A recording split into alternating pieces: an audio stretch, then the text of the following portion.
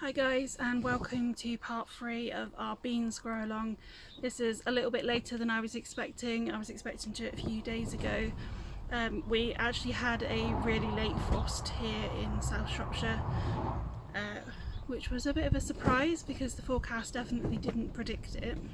Luckily all the beans were inside the tunnel and I did have covers over them just to make sure that nothing was going to be risked, because we often do have temperatures that are much lower than the weatherman often says. So this is what the beans are looking like now, and if I had known that we were going to be another 10 days I would have definitely potted these on with the other ones just to give them a bit more space, but it doesn't seem to have done them any harm so far. They're definitely well rooted, so what I'm going to do now is give them all a really good drink to make sure that they're quite saturated before they go in, and then I'm also going to be loosening some of these roots to make sure that they can make their way into the bed and find nutrients and not get stuck within one space. So we're going to be doing runner beans planting out, and then I'm also going to be separating and planting out these climbing French beans.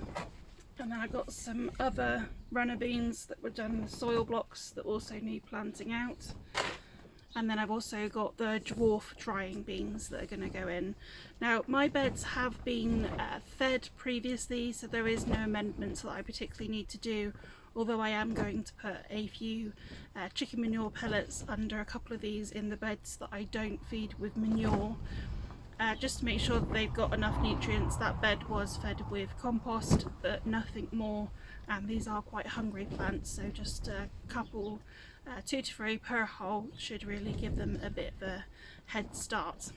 Hopefully now our weather is going to continue to be a bit warmer, and fingers crossed the slugs aren't just going to attack these all in one night. They're quite big plants, so hopefully they can manage some slug damage and still pull through.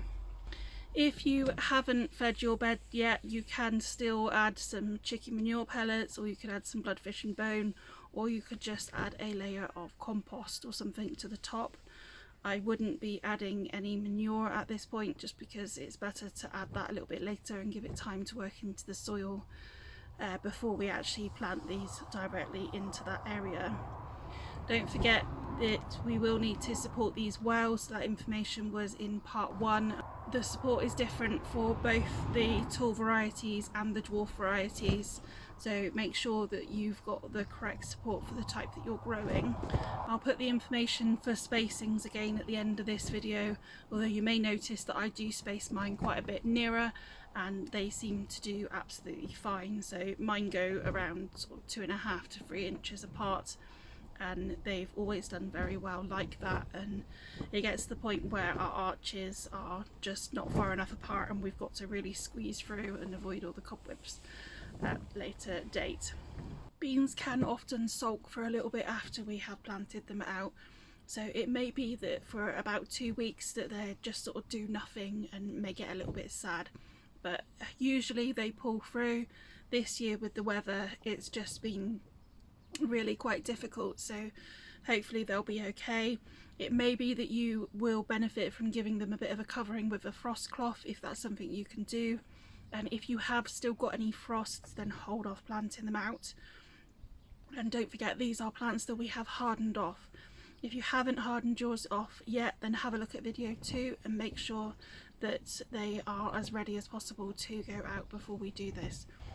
If you haven't sown any of these beans yet, you could still either sow them directly into the beds and hope that they manage with the pests and things like that, or get them into some cells and then plant them out. They grow really quickly, so you will still have time to get them out, and these will have pods on pretty quickly and they'll start wrapping around the supports really fast as well. If you are putting them around cane supports, then usually 2 plants per cane or 1 plant per cane. These are the arches that I use to support the beans that I'm growing. So I've got 3 arches in total, so 6 spaces where I can add the beans. And one thing that I will also be making sure that we do is actually trim this grass around the beds, because that is the perfect hiding place for those slugs. and it also gives them an area to climb up into the beds, which of course we don't want them to do right now.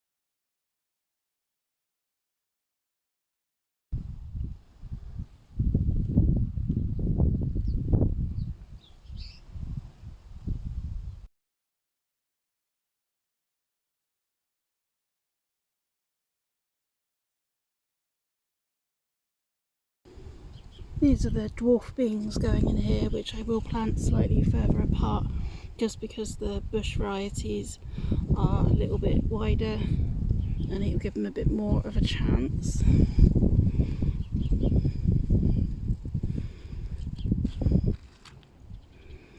A couple of chicken manure pellets going in there, and then pop those ones in.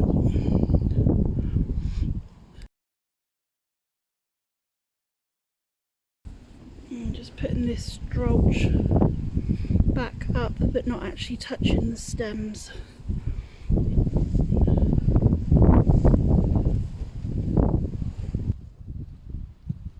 There's the dwarf ones in.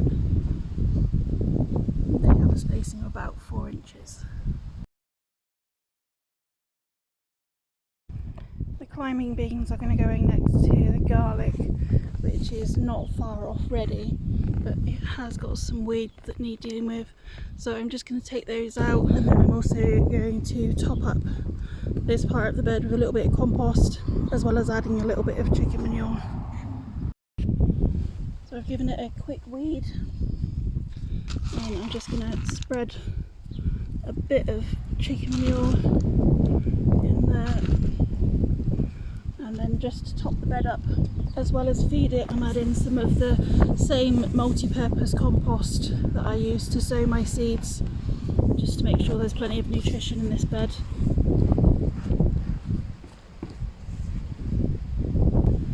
And then these are the climbing beans that we actually put all into one pot. So what I'm going to do is tip these out.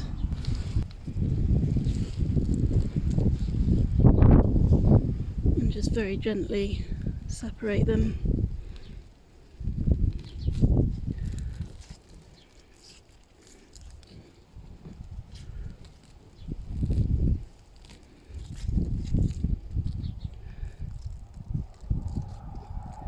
Careful that they're not linked together with their leaves.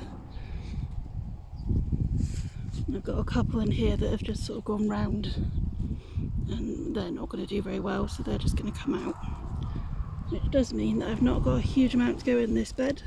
I might have some more in the tunnel. I'm going to have a look.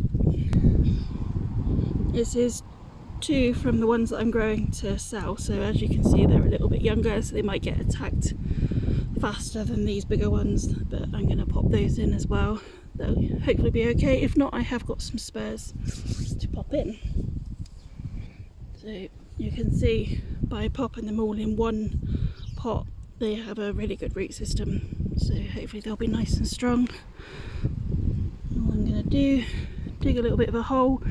If you have got really leggy beans, then you can always do a deeper hole and plant them a bit deeper, but I wouldn't plant them too close to the ground, just because if these leaves are too near to where the slugs can easily get to, they might be eaten a bit quicker.